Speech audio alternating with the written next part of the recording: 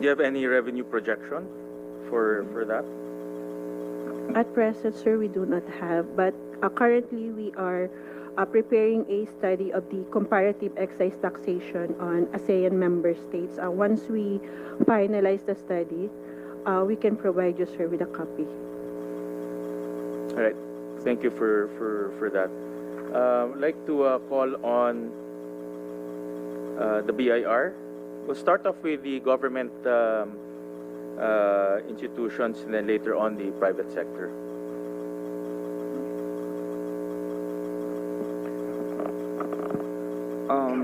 Good morning, Senator Gatchalian, Mr. Chair. We share the same position, and today we filed manifestation from the Office of the Commissioner, a comment from the Office of the Commissioner. Basically, I understand this might not be the subject of today's hearing because you have categorically stated on that the focus of this hearing will be on the vapor products.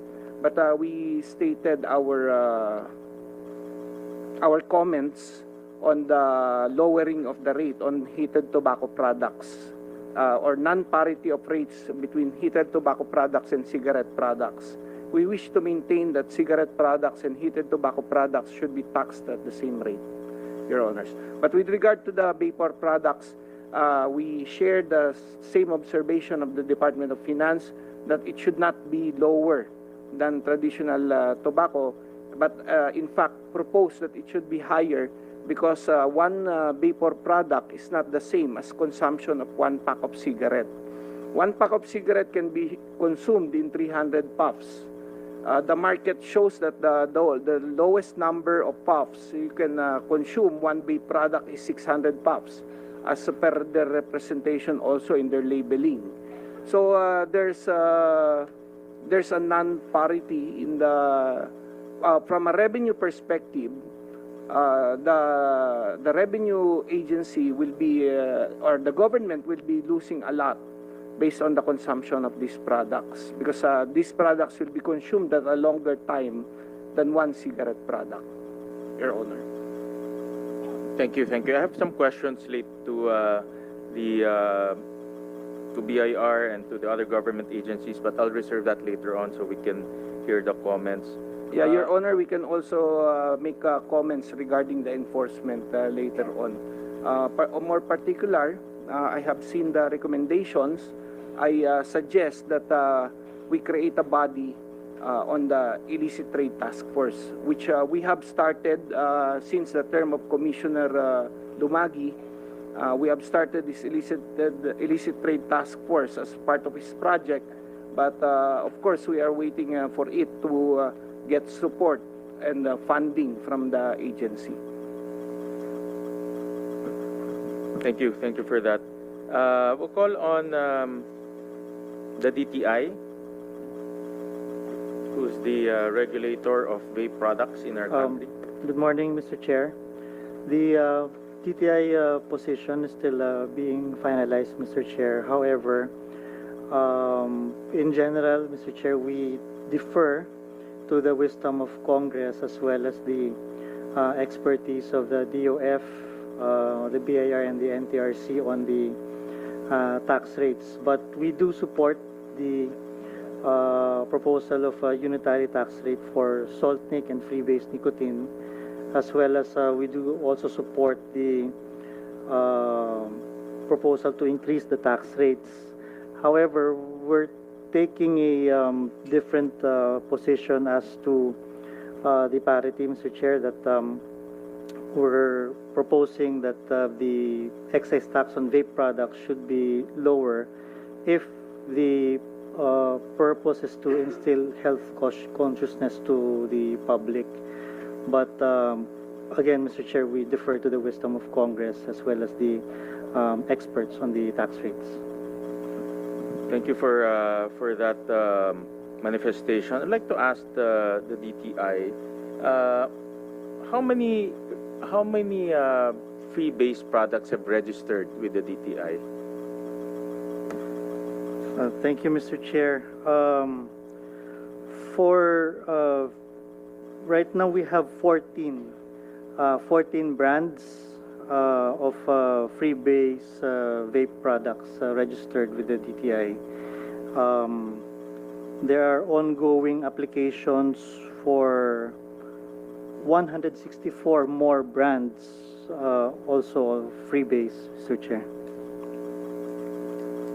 How about for nicotine salt?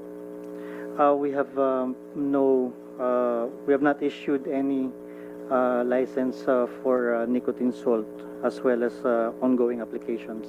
So zero license for nicotine salt. Yes, Mr. Chair. Okay. I asked my staff to go to the market and look for nicotine salt. And here, nicotine salt is available in the market right now. Sinasabi niyo sa amin walang nag-register, Yes, Mr. Chair. pero merong available in the market. Yes, Mr. Chair. With our suspensions last year, we have seen the reduction of illicit vape products from September to February. However, as of late February to date, there's again an uptick on the illicit products in the market. So right now, what we're doing is we're finalizing administrative complaints as well as criminal complaints against the retailers this time, Mr. Chair. So is this a clear indication that technical smuggling is happening in our country? I agree, Mr. Chair. So, dahil mas mura ng 10 times ang freebase. May I So also people add- can just declare this as freebase, pay 10 times lesser, and bring it in. But clearly, ito kakabili lang to. Kailan binili to? Kahapon lang binili to. May I also add, Mr. Chair, that there are also instances of local production of what you're holding right now, Mr. Chair, is a vape juice. It's the refill for the vape product device or system. So whatever it is, this is nicotine salt, Yes, Mr. correct? And because none of the vendors registered with DTI, so dapat walang nagbebenta sa merkado Yes, ng Mr. Chair. nicotine salt. But it's available. This was just bought yesterday. I agree, Mr. Chair. That's the reason why. Whether it's smuggled in or it's manufactured here, this should not be the case, Yes, Mr. correct? Chair. And if it's still manufactured here, they will be paying lesser because they will be declaring as free base. Yes, Mr. Chair. Well, they're declaring a free base. But after the April 2 hearing, we've coordinated with the local government, ULAP, I believe. So we will be connecting with local health offices so that we can go into private subdivisions where the vape products are manufactured and stored. Before I continue my si Mr.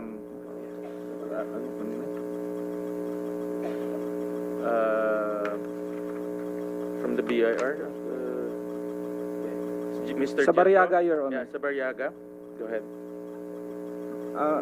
Mr. Chairman, first, this May, the Commissioner launched another nationwide activity because of the intelligence reports that there's an uptick on upswing on activities, particularly on online activities and on vape shops on these illicit products.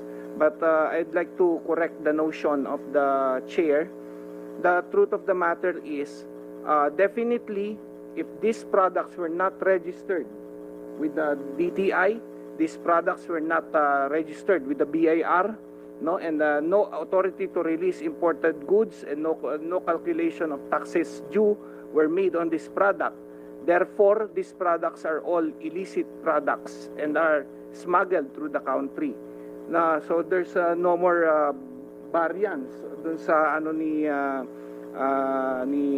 DTI Representative Marcos Valdez na merong hindi registered pero nagbayad ng tax. Wala nang ganon, Mr. Chair, no?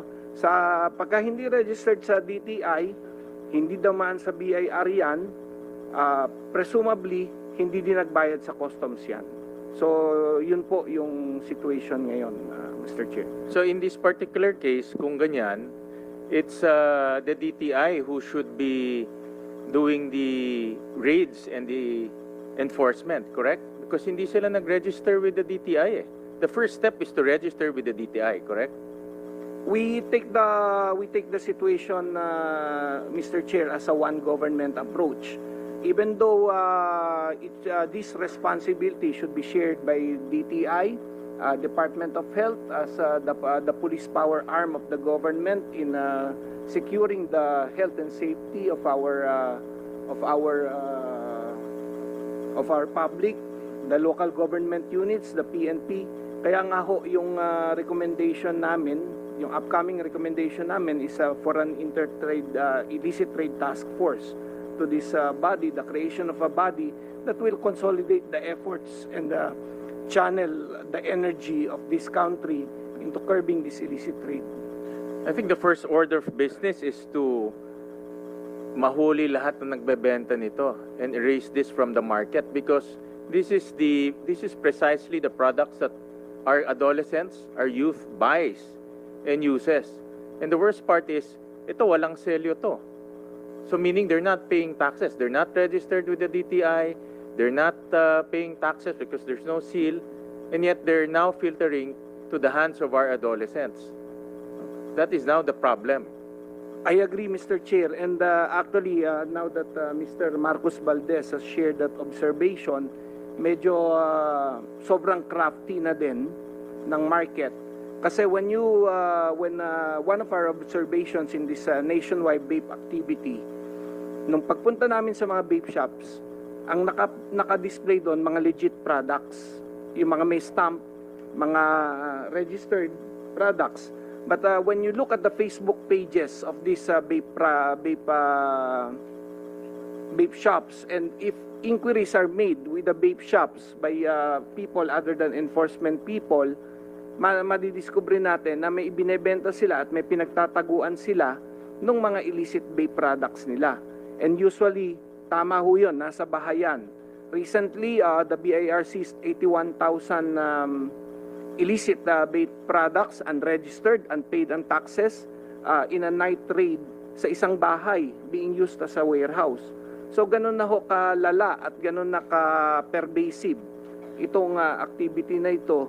Kaya ho, hirap na hirap din ho ang government agency, lalo na ho yung BIR na hindi naman traditionally nag-i-enforce ng, by not traditionally, walang structure, walang system, walang training, walang tools, walang equipment na para mag-enforce. Walang mga baril, walang mga enforcement training yung mga tao para ho mag-enforce nitong against illicit trade. That's why we are proposing a one government approach, including DTI, DOH, no, and our local government units dito sa undertaking na ito. Short of the creation of an agency or an office that will have a budget, will have a funding on an illicit trade task force. We want action. We want action already from the DTI and from the BIR, and most importantly, the DTI, because the law assigned the DTI as the lead agency to regulate vaping products. And if this is not registered, wala rin tong sa DTI, they have to submit the chemical content, correct? Yes, Mr. Chair. So hindi natin alam kung anong chemical content nito. Tama? Yes, Mr. Ito Chair. yung papatay sa mga bata eh. If Kasi I hindi may, natin alam kung anong chemical content nito. They're not registered. We don't know the chemical content. Then hindi pa nagbabayad ng buwis. yes, Mr. Chair, I agree. If I may add, Mr. Go ahead, Chair, go ahead. one of yung roadblocks of our enforcement is that when we go to an area, yung pong mga vape retailers, meron po silang mga chat group. So, pagpasok po namin sa isang store and we go to the other store, sarado na po yung mga store. So, we have coordination with the PNP as well as the NBI for to assist us for the numbers para mas marami po kami pagpunta namin sa area. Sabay-sabay po yung mga stores. recently, meron naman po kaming success on this na sabay-sabay ho namin na nahuhuli. But marami po talaga sila and we're doing what we can, Mr. Chair. But we demand more aggressive enforcement because the numbers are saying, I'll show it later on, that the uptick of vaping use among the young is already entering a very dangerous stage. And the more, if these are not registered, mas dangerous yun dahil hindi natin alam kung ano yung ginagamit nila.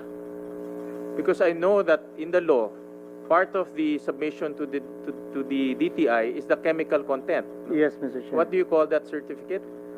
The TRA, Mr. Chair, the Toxicological Risk Assessment. Correct. But ito, walang selyo, walang registration. Yes, Mr. Chair. So wala rin siyang chemical content report. So this is now a dangerous stage in our country wherein our young is smoking chemicals that we don't even know. Mr. Chair, if our initial enforcement action on this is with regard, well, affected manufacturers and importers, but I think now is not this it's a good venue for the retailers to hear that pati po sila pwede pong makasuhan not only administrative charges but also criminal complaints, and ang penalty po nito if they are selling without any license is 2 million pesos as well as 2 years imprisonment, Mr. Chair. Itong last 6 months, how many retailers ang nakasuhan na? I'll get the numbers for you, Mr. Chair. Okay, get it and give it to me before the end of this hearing. Yes, Mr. But Chair. ang importante, action eh. Importante, ma-read itong mga retailers kasi hindi na maganda yung ginagawa nila na nagbebenta sila ng mga ganitong products na hindi rehistrado. So we want, again, we urge the Department of Trade and Industry to move faster and be more aggressive. And like what the BR is saying, that we are seeing an uptick of this illegal products disguised as nicotine salt being peddled among our children, among the young. We will comply, Mr. Chair. We need fast action from the DTI, and please submit to the committee a timetable on how to arrest the distribution of these illegal products. Kailangan ko makita yung timetable, action, and the targets. We will comply, Mr. Chair. There's also another issue that came to our table, and this is in regards to the flavors. And we have read in the DOJ opinion, DOJ opinion 08 dated April 8 to 2025, which clarified that the flavor ban under RA 11467 remains in effect despite the passage of the vape law, because the advertisement of vapor products under the vape law complements the prohibition under RA 11467 on the manufacturer. And we all know na available yung mga flavors. Ito, iba-ibang flavors ang lumalabas eh. So, in other words, we should already follow the DOJ opinion na dalawang flavors lang ang pwede, which is what are those flavors, Asek? Menthol, Mr. Chair, and the tobacco, original tobacco. Mr. So wala ng orange, wala ng strawberry, wala ng bubble gum, wala ng pero makikita natin meron pa ngayon, no? Yes, Ice Mr. formula. Chair. Well, we looked into the deliberations of the bicameral committee on this, and it's contrary to the DOJ opinion. Also, there's a Supreme Court decision stating that the DOJ opinion is still an opinion and not controlling, Mr. Chair. You're part of government, di ba? Yes, Mr. Chair. You're part of the one government approach, di ba? Yes, Mr. Chair. So the one government approach here is always errs on the side of caution, correct? Yes, Mr. Chair. And the side of caution is to have a healthy population, correct? That, I agree, Mr. Chair. And then bakit ayaw i-enforce to ng DTI? That's the reason, Mr. Chair, that when we looked at the bicameral committee, we'll highlight it, Mr. Chair, and submit to the committee secretary. Well, in my opinion, and I support the DOJ opinion. No? In fact, the two flavor category is in the National Internal Revenue Code, no? Which we are actually amending right now. No? And ang goal kasi natin is to arrest the increase of vape use among the young. And one of the causes of that increase in vape use is the attractiveness of the flavor. So, binebenta nga nila illegal na, iba-ibang flavor pa, talagang tataas yung paggamit ng mga bata. So, I urge the DTI is to comply with the DOJ opinion, because what we are trying to address right now, or what we are trying to arrest right now, is the increase of use of vape products among the young. Yun ang ayaw nating mangyari at mangyayari. Thank you, Mr. Chair.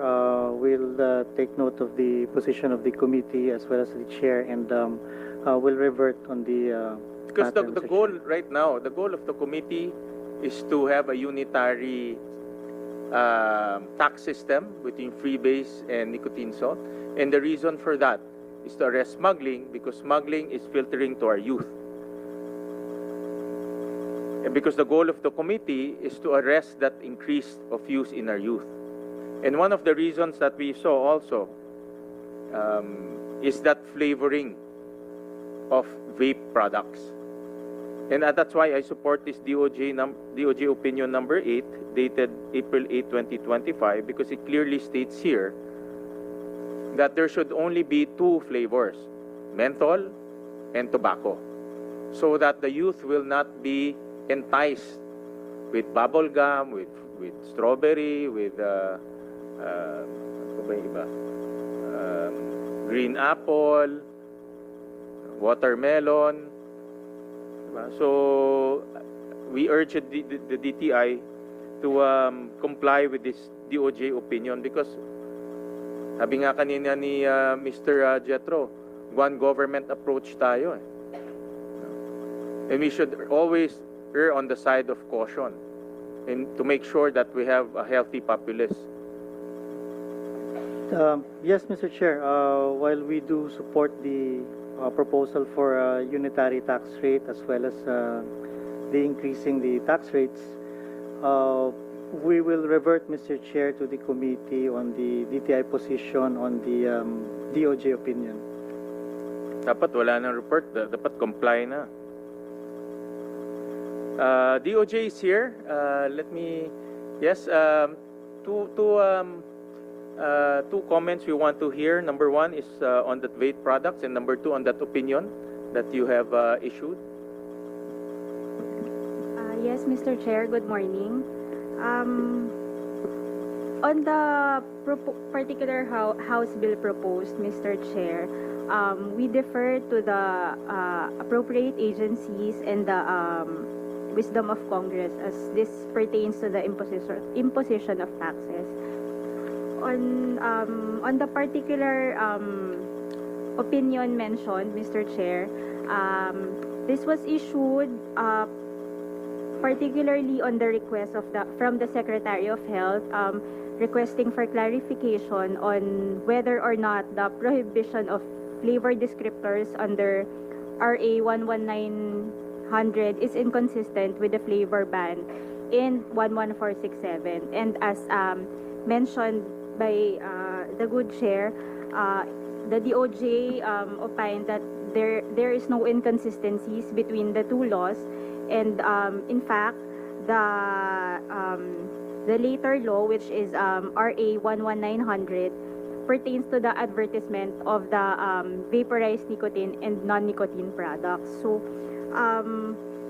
and the other one, the earlier law is 11467, states that um, there shall no the manufacture, importation, and sale of vapor products with flavoring other than plain tobacco or plain menthol shall be prohibited.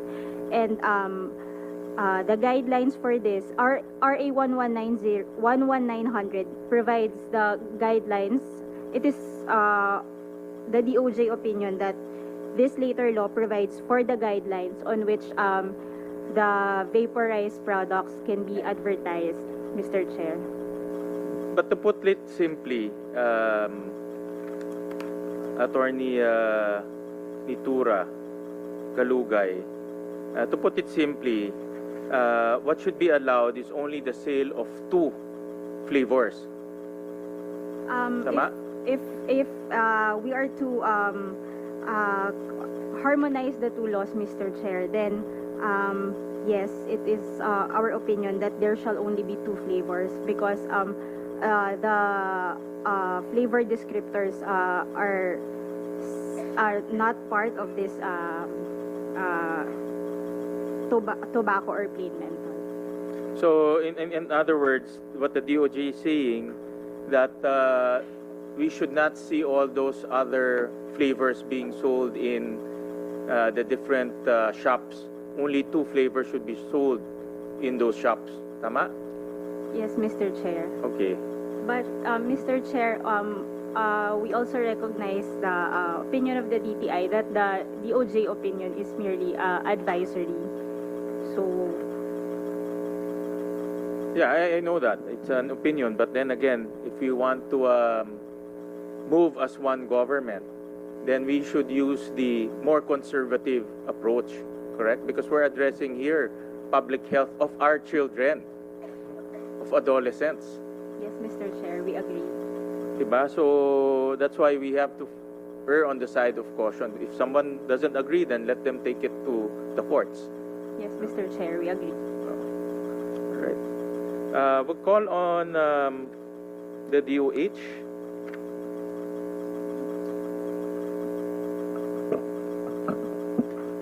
Good morning, everyone. Okay. Well, for the Department of Health, we'd like to express our appreciation to the statement of our chair that reducing taxation on tobacco and vapor products is not the solution, and to reduce illicit trade on cigarette and vape products. Thank you for that, sir. And I would like to read our official position paper of the Department of Health regarding House Bill number 11360.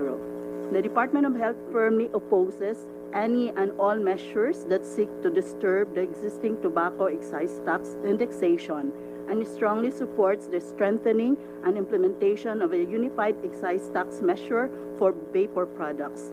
According to the 2023 FNRI survey, adult vaping rose from 1.4% to 9.9%, while adolescent use surged from 7.5% to 39.9% from 2019 to 2023. This shift highlights the urgent need to regulate vapes with the same rigor as tobacco products, including through taxation, to prevent a new wave of nicotine addiction. Currently, there is an evident imbalance in taxation between tobacco and electronic nicotine delivery systems, with vapes taxed for a lower rate despite rising use. The government is losing on all fronts, both in terms of public health and revenue, because vapes are being taxed cheaper than tobacco. Given its mandate to safeguard public health, the DOH expresses support to any measure that underscore the national health goals and offers the following recommendations for any other legislative measures. Number 1, to continue with and strengthen the implementation of excise tax measures for tobacco and vapor products. Number 2, to include violations of Republic Act number 10643 or the Graphic Health Warnings Law in the definition of illicit trade and its covered products. The number 3, to include provision on citizen participation as a key strategy, including the provision for citizen suit Any person may file a complaint and or report violations to any member agency of the Anti-Illicit Trade Council, provided there is evidentiary support. Then, to ensure monitoring of earmarked tax collections to Virginia tribe and Burley and native tobacco producing local government units with 15% but not exceeding 17 million pesos and 5% but not exceeding 4 billion pesos respectively to be allocated for the exclusive benefit of the farmers. And then finally, to strictly enforce the prohibition on vapor product flavors other than plain tobacco and plain menthol and the marketing of these products pursuant to the provisions of RA 11467 and RA 11900. The DOH shall continue to advocate for the health and economic benefits of higher tobacco and vapor products taxation, emphasizing its role in funding the implementation of the Universal Health Care Act, reducing the national disease burden, and optimizing the use of funds from sin tax collections to achieve the goals of Republic Act 11467. These measures are critical for reducing consumption, safeguarding revenues for health programs, and addressing the health risks associated with tobacco and vapor products. That's all, Mr. Chair. Thank you po. Thank you for We will submit po, Mr. Chair, our signed position paper po on this matter. Thank you very much.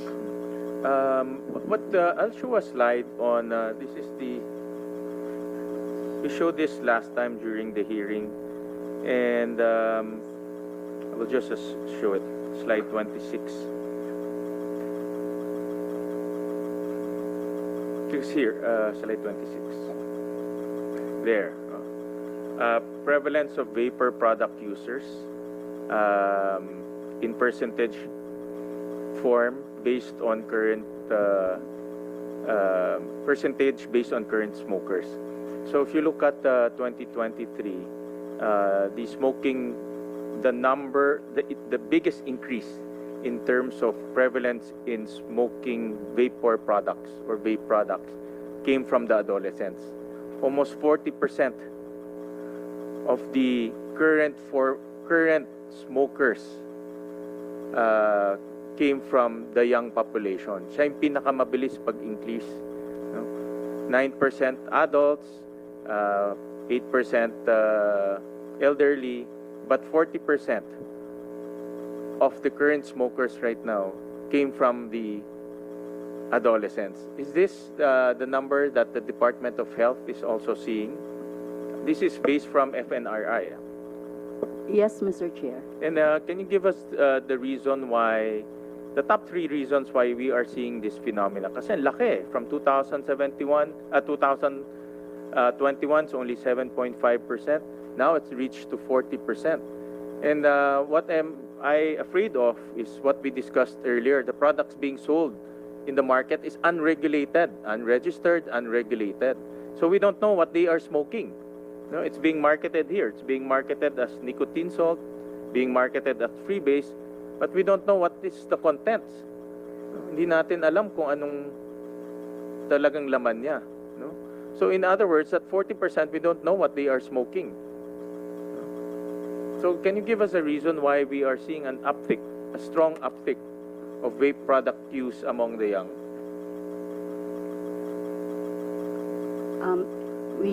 We agree, Mr. Chair, because of the unregulated use of these vape products, and then of course with the flavors, the different flavors that are being available in the market, and the very extensive marketing that they're doing, and then so because of this, we're seeing a shift of the prevalence of smoking using vapes. Mas tumataas po siya because also of the lower tax given to these vape products. Thank you, Mr.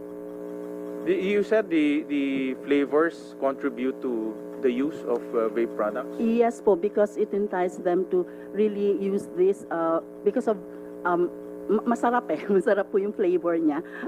So they would prefer using this than the traditional tobacco, the cigarettes. Okay. Thank you for that. to the DOH. We'll call on NTA, National Tobacco Administration. Any comments? Good morning, Mr. Chair. We were invited here to give our comment on House Bill 11360 pertaining to tobacco, Your Honor. And as stated earlier by the Honorable Chair, we will not be discussing anything about cigarettes. Do you have any comments on vapes? None, Your Honor. Wala. All right. We also invited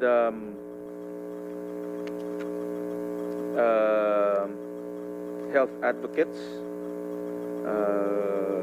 to this hearing. We'll call on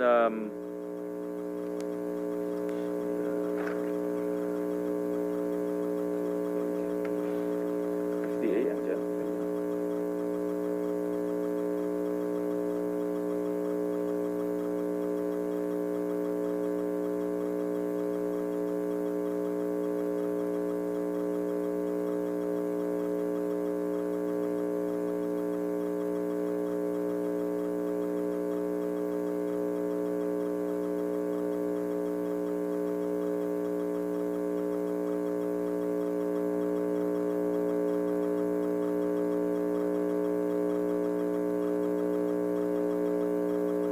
We'll call on Dr. Limpin of Action on Smoking and Health Philippines. Your Honor, if you could allow me to give you a presentation, short presentation. Yes, go ahead, ma'am. I will just give it to the Secretariat, Your Honor. Okay.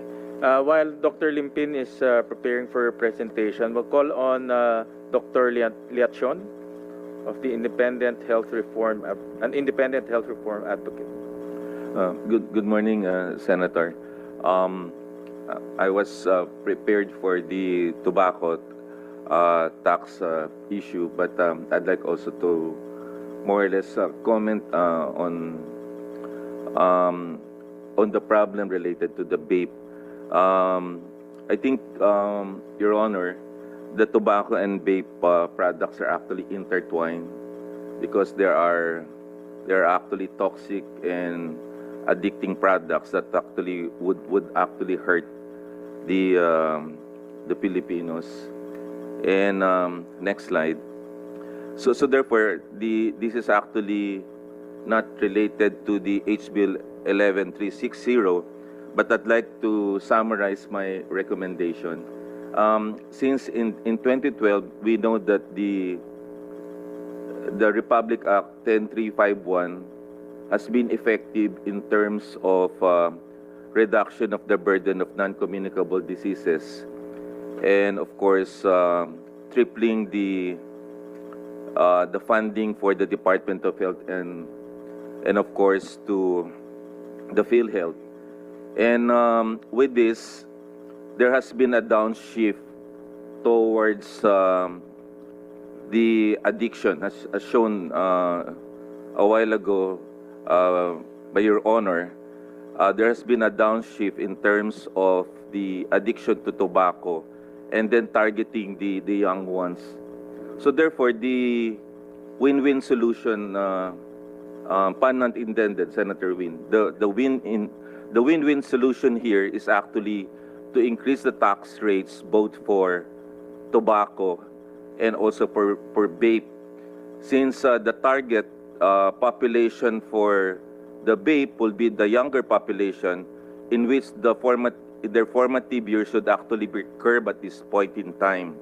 So therefore, if we start increasing the tax rates at the same level of rigor with the vape, then we actually can prevent the onslaught of non-communicable diseases. And we know for a fact that non-communicable diseases, heart attack, cancer, stroke, COPD, are actually attacking the young and the poor. So by attacking the tobacco and the vapor products with the same impunity and the same rigor and the same tax rate, the same unitary tax as you would propose, with the same penalties and everything, then actually we can resolve the issue. So I don't have a slide for this one because I was informed about the HB 11360, but perhaps in the next presentation I can prepare something and give way to the presentation, of course, of Dr. Maricar Limpin. Thank you, Your Honor. Thank you, Dr. Leachon. We'll call on Dr. Limpin. Wala pa. We'll call on, while we're waiting for her presentation, Dr. Mateo of the Philippine College of Physicians. Good morning, Your Honor. I'm Dr. Mateo. I'm representing the 14,000 internists of the country, and I came here too for the House bill, but if I may give statements on the use of vape or e-cigarette in the youth especially. So it has increasingly been popular in the Philippines over the past few years, particularly among the youth demographic. And these are the key statistics, some of which you have mentioned. There's already growth in use in the youth, according to the 2021 National Tobacco Control Program. Approximately 20% of the Filipino youth, that's ages 15 to 24, reported using e-cigarette. This is a significant increase from previous years. And the 2020 study conducted by the Tobacco Control Research Group also reported 12.5% of high school students, indicating the rising trends in experimentation with vaping products among adolescents. And you're correct, Your Honor. It's really the strategy of the producers, the manufacturers, to entice the youth because of attractive flavors and appearance. And in the general population, a survey done by the Department of Health in 2021 revealed that around 4.6 million Filipinos were already using electronic cigarette or vapes, which is a rapid increase in users compared to previous years as well. So why do they use vape? This is because of the flavor preference, perceived safety compared to traditional smoking, which we have proven to be false. And marketing tactics were primarily the reason cited for the rising popularity of vaping, particularly among the youth. And compared to traditional smoking, while it has declined, the traditional smoking has declined in the Philippines, vaping has really emerged as a popular alternative. In 2015, it indicated that only 23.8% of adults smoke, revealing a shift in the use or preference of vape over cigarette.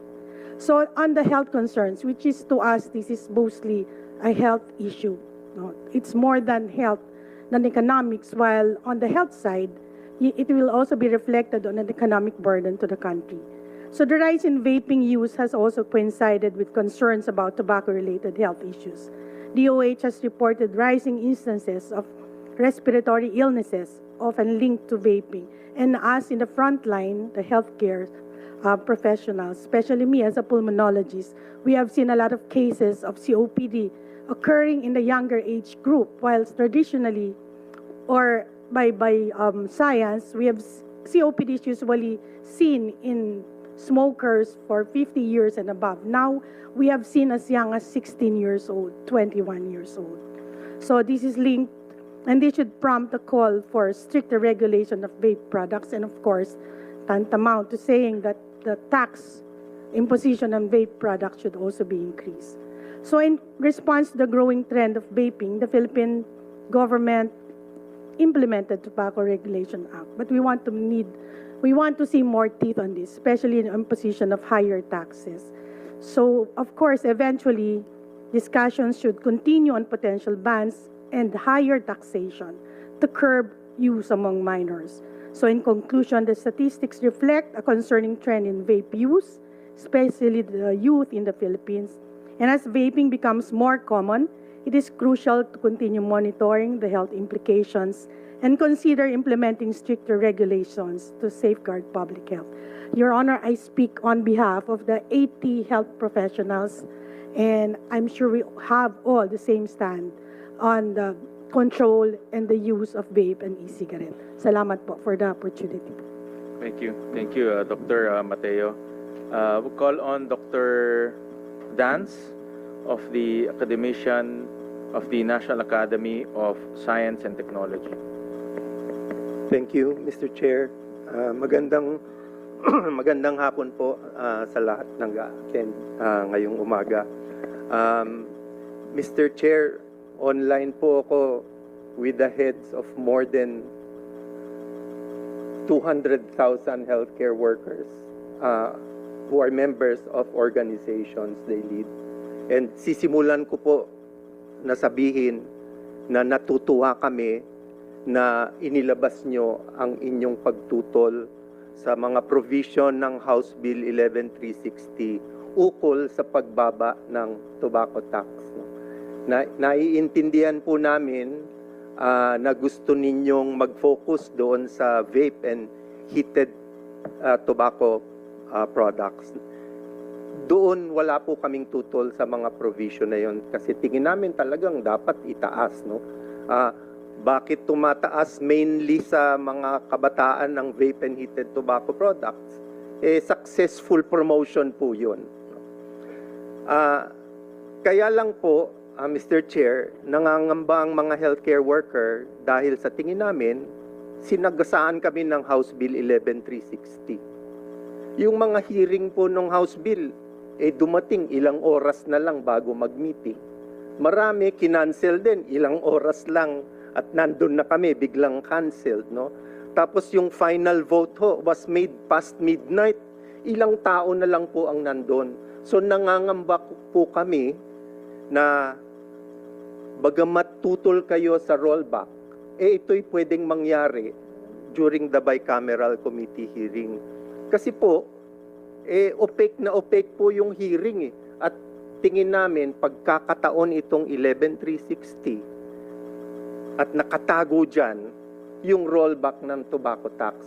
So with your indulgence, Mr. Chair, gusto kong magpakita lang ng 3 slides ukol sa objection ng healthcare worker professional organizations against House Bill 11360. Sana ibasura na ito kasi nakatago rito ang tangka ng tobacco industry na ibaba ang tobacco tax.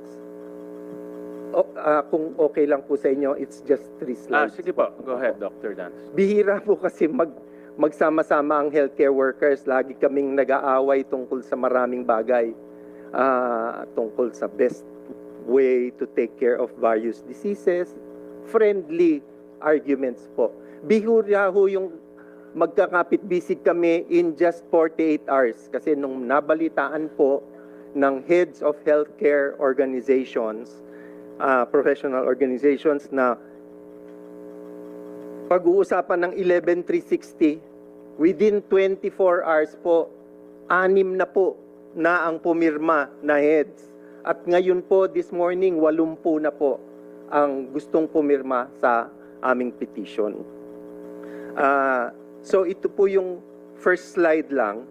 Pinapakita pa ang tingnan natin yung current smokers, no? Since the 1980s, nasa 30% po ang ating current smokers, no? Pero nung naipasa po ang sin tax nung 2012, next please. So 2012, tingnan natin kung ano nangyari. Bumaba po, tingnan natin. Next slide. Next slide yan. Bumaba to 25% at nung 2021, 18.5% na lang ang smokers. Pero nung 2018, nung nag-amend po tayo ng tobacco tax, na-predict na po namin na kulang yung yung tax at by 2023 tataas po ang dami ng maninigarilyo. No, ipinaglalaban po namin nung 2018 10% yung yearly indexation, tataas ng 10%. Kung hindi, by 2023 dadami ang smokers. Nasa proceedings po yan ng aming Senate presentations. Kasi hindi nahuhula-hula ang effect ng presyo sa dami ng naninigarilyo.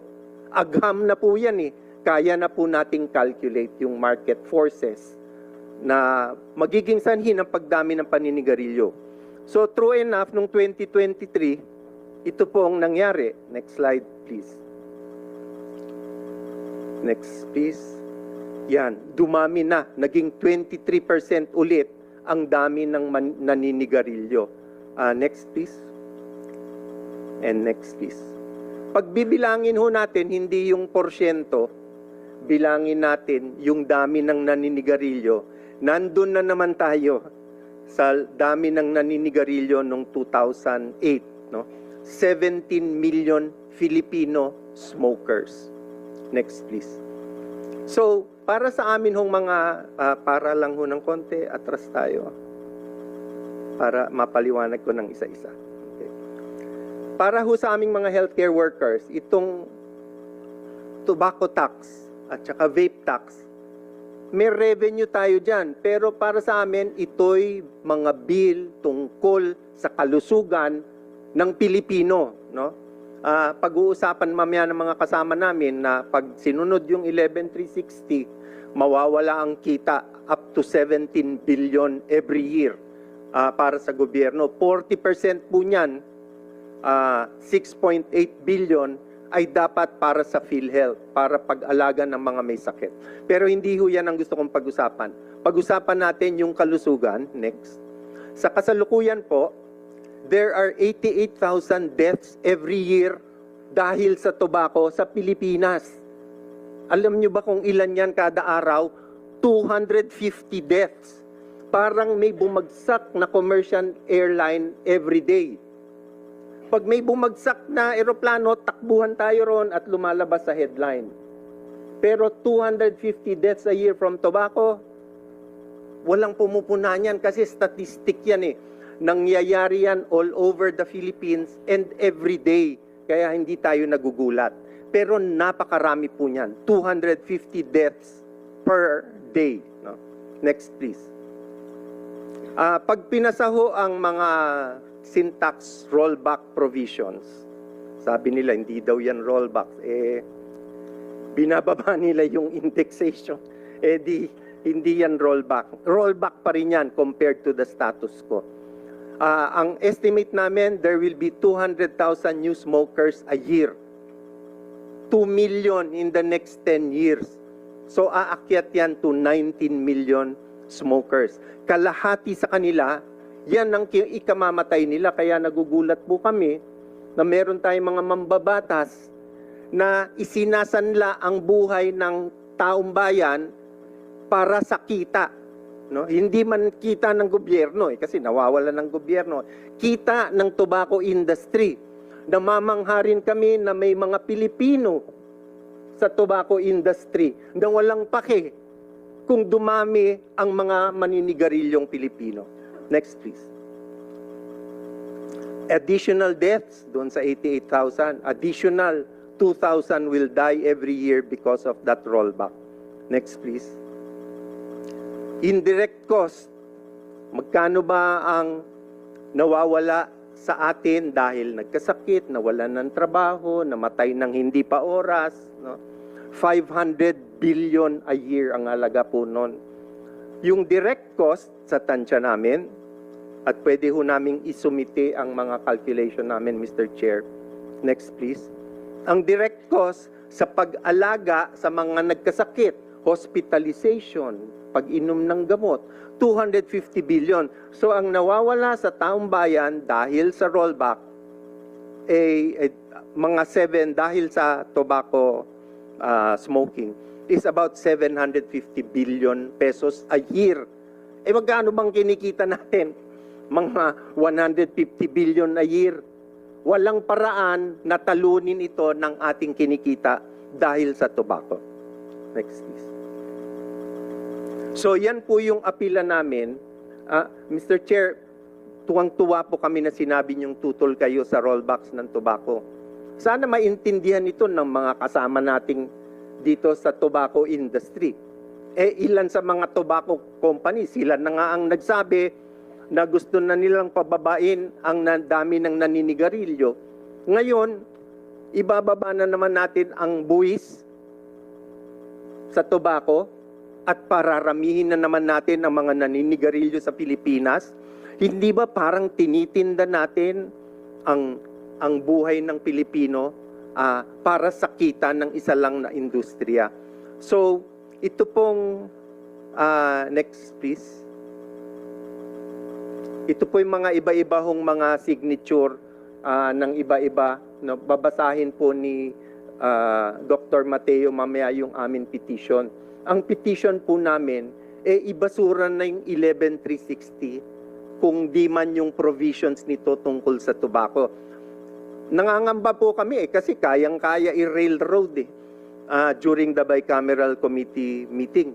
Magugulat na lang tayo na biglang nandun, despite your objections, isang boto lang din po kayo, hindi ba? O despite your objections, pwedeng maipasa ang rollbacks ng tobacco tax. So, ang hiling po namin, Mr. Chair, sa inyo, dati naman ho kayong naninindigan para sa kalusugan at nagpapasalamat kami sa paninindigan nyo ngayon and in the past. Manindigan ulit na ibasura ng tobacco tax na ito dahil nandyan nakatago ang mga provision para ibenta ang kalusugan ng mga Pilipino para sa income ng isang industriya sa ating bayan. Babasahin po ni Dr. Mateo yung sulat with your With your indulgence, indulgence, Mr. Your Chair. Honor. Yeah, go ahead. So this is the statement from the leaders of healthcare professional organizations. Yeah, we urgently call our Senate Ways and Means Committee Chair, Senator Sherwin Gatchalian, to filmly reject House Bill 11360, the bill that lowers current excise taxes on tobacco products. House Bill 11360 lowers the annual increase of tobacco excise tax rates from 5% every year to an average of 3% every year. It makes cigarette cheaper and more accessible, especially to the vulnerable youth and the poor. As providers of care who see the burden borne by tobacco and vape-related diseases on our patients every single day, we find it reprehensible that our government is fast-tracking a bill which will lead to almost 2 million new smokers from 2025 to 2035.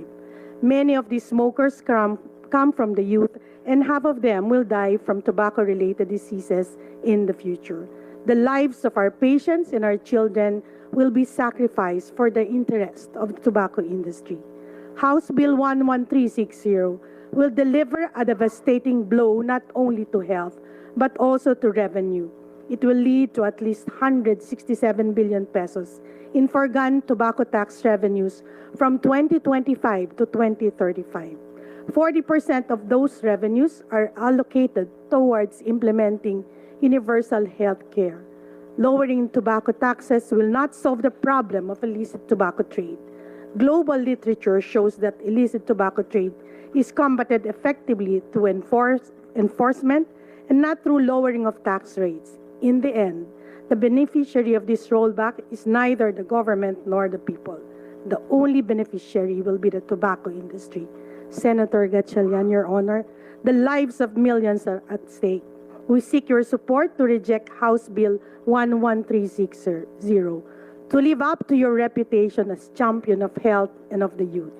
This will be a true act of heroism that the Filipino people and the healthcare workers will never forget. Signed by the organization that were flashed on screen. Thank you po. Thank you, Dr. Mateo. Well, this is the Committee on Ways and Means, no? And our job is to make sure that the revenue of government constantly increases and as much as possible and look for new sources of revenue. Excise tax on tobacco is one. No? And what we are after in the committee is to combat and eliminate illicit trade. Illicit trade is the one creating a lot of problems for our country in terms of revenue collection and in terms of health outcomes. Illicit trade is the devil in our country. Now, that's why I flashed on the screen earlier recommendations that we found out through the 3 hearings that we conducted, and to include prosecution, the legal aspect. Meron tayong enforcement aspect, may legal aspect. So that we will have an effective mechanism to combat illicit trade. And in those hearings, we did not see that lowering down taxes can combat illicit trade effectively. What we should right now enforce and fund is the enforcement side of illicit trade. That's why we are even open to funding the different enforcement agencies such as DTI, BIR, and the Task Force on Illicit Trade from the BIR. It's a good suggestion that we might, during the budget deliberation, we might put together and fund it so that we will have a full-time composite team to combat illicit trade. Yan talaga ang objective natin. Now, having said that, during the hearing, I mentioned earlier that we found that the arbitrage or the difference between freebase and nicotine is creating creating problems and also incentivizing technical smuggling in our country. And that's what we want to stop. That's why if there, to address Dr. Dan's comment earlier, habang ako po ang chairman ng Committee on Ways and Means, hindi ko papayagan na maipasok yung cigarette component in the bicameral conference committee. If, with all due respect to our counterparts, and let me put this on record to our House counterparts, kung yan ang i-insist nila, mag-usap na lang tayo sa 20th Congress. Because we will not allow that. What we are after right now is to increase or make or come up with a unitary tax system for vape products. Kasi yun yung talagang obvious na lumabas sa aming mga hearings. So, yun nga, nasabi ko nga, I checked with the committee secretary, wala kasing nag-file ng vape, unitary tax system of vape products here in the Senate and also in the House. And we cannot move without any legislation or any bill transferred or transmitted from the House to the Senate. For the Ways and Means, we have to always wait for the House counterpart. Pero pagdating dito, pwede naming i-tweak or i-amend. Depende sa usapan na during the hearings. That's why we have hearings, so that we can hear everyone. So that is our ruling as chair of this committee. All right. So, Dr. Limpin, is your presentation ready? So we can discuss that. Thank you, Your Honor. First and foremost, I'd like to thank for this committee, especially Your Honor, in inviting us to this hearing. I am Dr. Maria Encarnita Blanco Limpin, the Executive Director of Action on Smoking and Health Philippines. I am a practicing internist, pulmonologist, and critical care physician. And dahil po dito sa trabaho ko na ito, nakikita ko po kung ano ang nagiging epekto ng paninigarilyo at ng pagve-vape sa ating mga kababayan. I am here not just to represent the healthcare practitioners, but I am also here to represent and give a voice to the thousands of victims of tobacco and vape who have actually died, those who are also still suffering, and those who have also been lured into this lifetime addiction. So, can I have my first slide? Ito pong slide nito ay napakita na po ni Dr. Tony Dance, but just to emphasize kung gaano ka-epektibo po ang taxes na pinapataw po natin sa sigarilyo, nakita ho natin kung ano naging epekto nito sa paggamit ng sigarilyo. We have actually seen a decline in tobacco use from the time 2012, from basically 2012 to around 2021. But unfortunately, makikita ho natin sa pinakahuli, medyo tumaas po. And if you will look at it, ang pagbaba po ng prevalence ng paninigarilyo ay dahil po sa dumami yung mga kabataan na hindi nag-umpisa ng paninigarilyo. Medyo dumami din po yung mga nakahinto. But ang pinaka-target ho talaga ng tobacco taxation, makikita ho natin, effective ho talaga sa mga kabataan. And probably doon sa mga mahihirap na nalululong pa dahil sa lulong ho sila sa sigarilyo, ay patuloy na nagsisigarilyo despite the fact na yung pera nila supposedly sana mailagay sa mga mas importanteng bagay katulad ng pagkain, yung edukasyon ng kanilang mga anak, at pati na rin doon sa pang-araw-araw na kabuhayan nila. Unfortunately, hindi po yun nangyayari. But in 2023, makikita ho natin umakyat uli ang prevalence ng paninigarilyo. Bakit po? Next slide, please.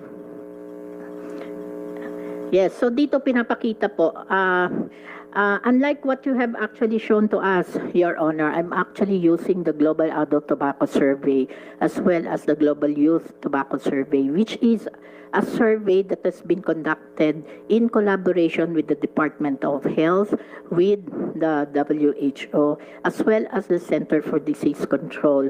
No? And makikita ho natin na ang paggamit ho ng vape ay napakababa kung titignan natin sa mga nakakatanda. But doon sa mga bata, edad na 13 to 15 years of age, according to the Global Youth Tobacco Survey in 2021, makikita ho natin na napakataas, 14%. Of course, yung pinakita po ninyo ay isang glaring factor na talagang mabilis na bumubulusok ang paggamit ng vape, lalong-lalong na po sa kabataan. So, there is actually no disagreement sa pinakita po ninyo na slides kanina and this particular slide dahil it only emphasizes the fact that pagdating po sa paggamit ng vape, it is really the younger ones who are using that rather than the older population. Next slide. At makikita po ninyo na 44% ho ng mga naggumagamit ng vape ay hindi kahit kailanman nanigarilyo. And therefore, what I would like to emphasize here, madalas ho ang sinasabi ng mga vaping companies, binibigay daw nila ito as an alternative sa paninigarilyo, but in fact, makikita ho natin 44% hindi ho kahit kailan nagsigarilyo. And therefore, yung sinasabi nilang alternative to smoking is really not true. Next slide. Now, papakita ko po itong isang study na ito. Ito po ay ginawa nila Sam Egger et al. At pinapakita lang ho dito na ang rate ho ng pag-uumpisa ng paninigarilyo ay mas mataas, 5 times higher sa mga hindi, 5 times higher sa mga nag-umpisa ng vape versus those who never use vape. And therefore, ito po pinapakita na it is really yung pag-vape ang nagiging dahilan kung bakit mas marami ang eventually mag-shift sa pagsisigarilyo. So maaaring, next slide please. Therefore, ito pong tignan ho natin uli yung trend na ito, makikita ho ninyo ang association kung bakit umakyat. Because in 2020, it is in 2022, yung vape law ho ay naipasa. And basically, itong vape law na ito, which is supposed to regulate the use of vape, hindi naman ho talaga na-regulate eh. It only liberalizes ang vaping. No? So, kaya nga ho, masamang-masama ang loob namin nang ito pong vape law na ito ay naipasa. Despite the arguments that we have presented, despite all the scientific evidences that we have presented, they continued to actually pass this vape law. Kaya kami po nila Dr. Tony Dance, nila Tony Leachon, and the rest of our healthcare, sila Dr. Imelda Mateo, lahat ho kami, hindi ho kami masaya nung ipinasa po ang vape law nito.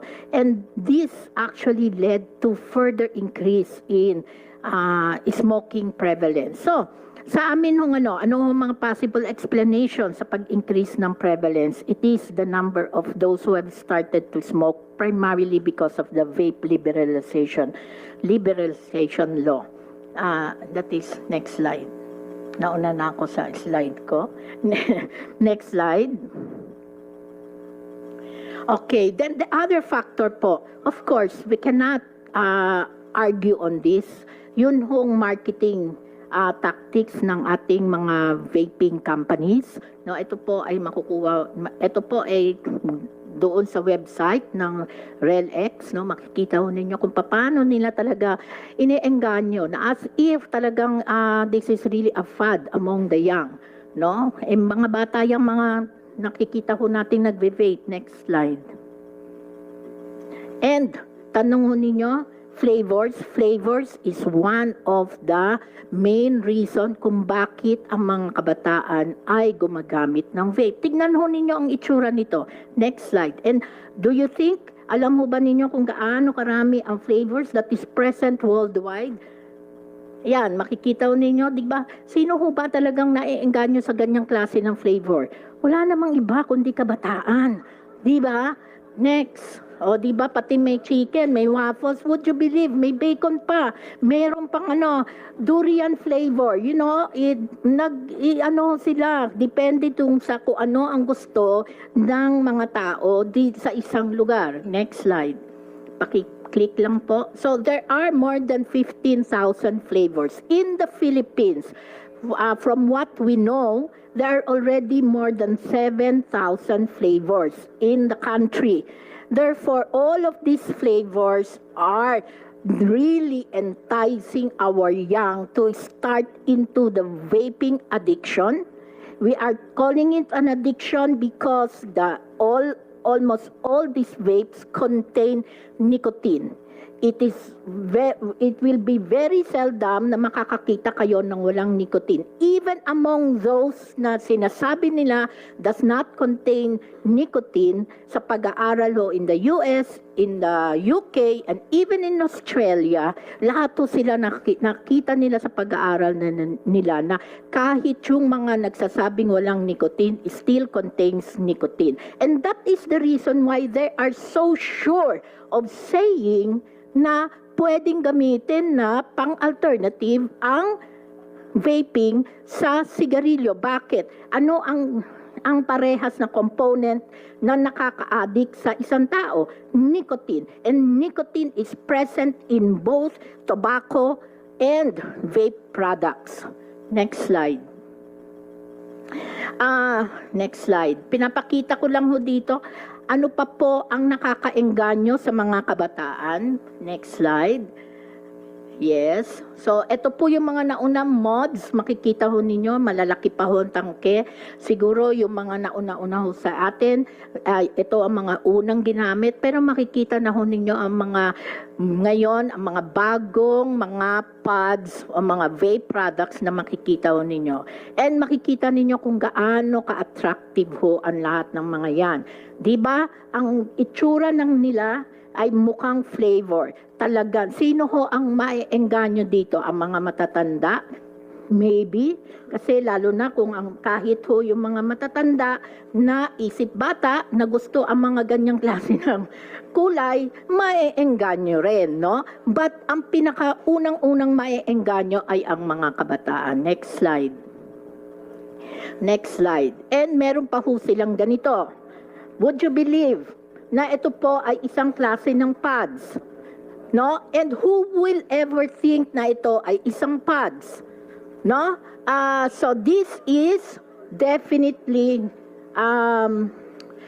Director Valdez of DTI. This is a very good example of, and Your Honor, this is a very good example of maybe one of those pods who have been peddled in the market without being registered. Okay? So, talagang maiengganyo ang mga kabataan. And there is no argument and there should be no surprise kung bakit ang mga kabataan ang talagang nauunang gagamit ng mga produktong ito. Next. So, meron pa silang libreng lanyard sa bawat pagbili nila ng mga pads. Libre ho yan. And therefore, kahit ho yung mga teachers natin sa mga eskwelahan, aakalain ho nila na flash drive lang po ang nakasabit doon sa mga bata. No, hindi ho ninyo ma-recognize and hindi rin ho natin ma-differentiate ang isang flash drive versus that of pads. Next. Ngayon, ito po yung sa isa na naman po, mahilig ho ako kasi, Your Honor, tingin-tingin sa mga website. Ito po sa website naman ng Philip Morris, no? Philip Morris Fortune Tobacco Corporation. So, baka po para lang po sa kaalaman ng lahat, karamihan ho ng tobacco companies, they are also selling vape products. No? Wag ho ninyong isipin na hindi ho sila involved dito sa mga vape products na ito. They are selling vape products as well. And therefore, that is the reason kung bakit talagang masyadong puspusan ang pagpapa-advertise nila na hindi ho sila, na ngayon ay they are now smoke-free. Kasi ang sinasabi nilang smoke-free, nagbebenta ho sila ngayon ng isang produkto na supposedly walang smoke, pero meron pa rin pong smoke. So, dito po, pinapakita lang ho nila ang difference between a heated tobacco product at ang regular tobacco. Next slide. At sinasabi din ho nila dyan that their product is not risk-free.